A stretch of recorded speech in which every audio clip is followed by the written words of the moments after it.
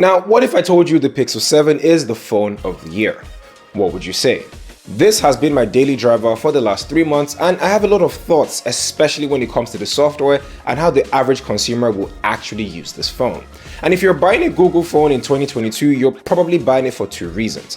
One, which is the camera and its software features. Now, I'm pretty sure you already know about the camera and how great it is, but what about its features that aren't talked about enough? Now, I'll be going over them extensively and hopefully give a different perspective on the Pixel 7. Let's go. Now, before we do that, let's quickly go over the design and what you get for $599, shall we? Now, the Pixel 7 is similar to the Pixel 6 with a few upgrades that have made the phone a lot better. Now, for one, the aluminum rails on the side of the phone have slightly increased, giving it a better grip while holding the phone, while the camera bar now has a matte finish that blends with the color you choose, giving it a more mature look than the Pixel 6. It is 6.3 inches, which is thin and light enough to reach all 4 corners of the phone without any issues. One of the biggest fixes this year is brightness. On the Pixel 6, the brightness was as low as 500 nits manually and 843 when it was automatic. Now on the Pixel 7, it goes all the way up to 1400 nits of max brightness, which is higher than the Galaxy S22, which is $200 more expensive. The battery has also improved despite the fact that it has a lower battery capacity than the Pixel 6, coming in at 4,355 mAh of battery. Now this is hands down the best battery that I have used on any Android phone this year because it has consistently given me 6 to 8 hours of screen on time daily, and I only charge this when I'm about to sleep. Talk about doing more with less. And a not so new feature that has been added to the Pixel 7 is Face Unlock. It was on the Pixel 4 back in 2019, but it was removed because the Pixel 5 was going to be a budget phone and they had to cut cost. But now on the Pixel 7, you have the option to choose between Face Unlock and the fingerprint scanner. Now, I'm just gonna say it, I'm not the biggest fan of Face Unlock.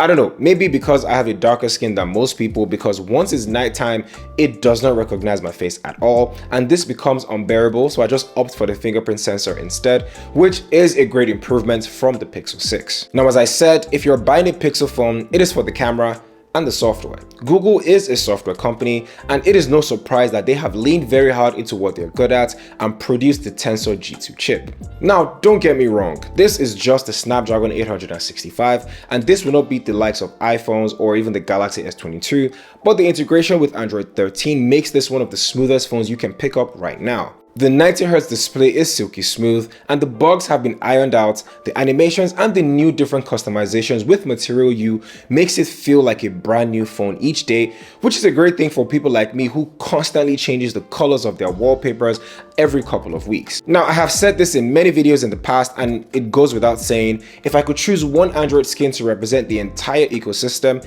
it will definitely be the Pixel experience. One of its most standout features is voice dictation. This, in my opinion, is the best feature on the phone because this is faster than typing. It works with most accents and enunciations, as well as detecting pauses when you speak and many more.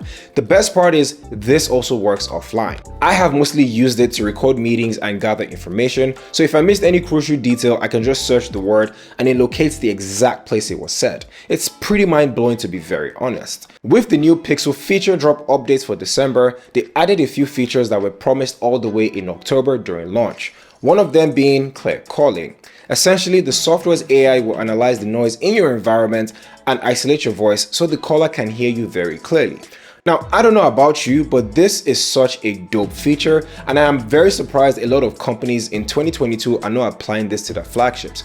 Hopefully next year. Now, the next feature that they dropped in the December updates is called speaker labels. Now, in the Recorder app, through its machine learning, it can automatically recognize different speakers in a recording and assign unique labels to them. If used in meetings like I do, you can then add a person's name so it helps to know who exactly is talking.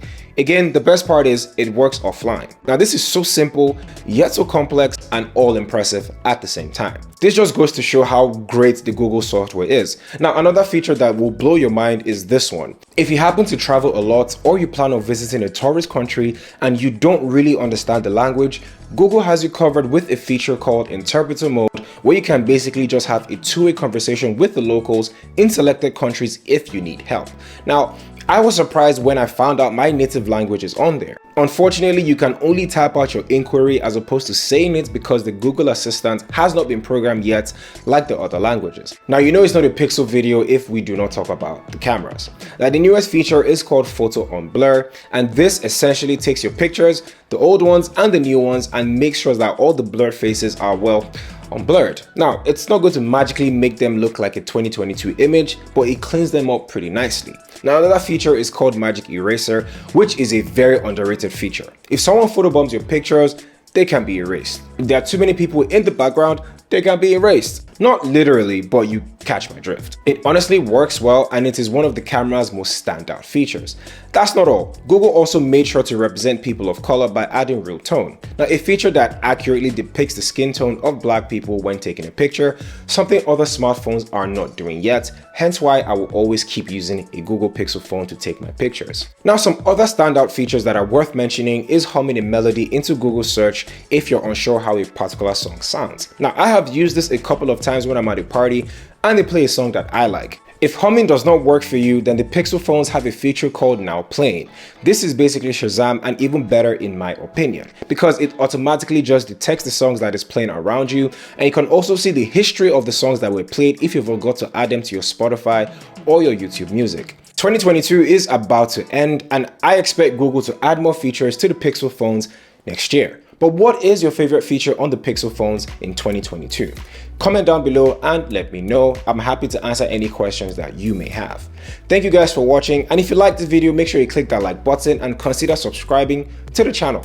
My name is KJOS, and I will catch you guys in the next one where I talk all things tech.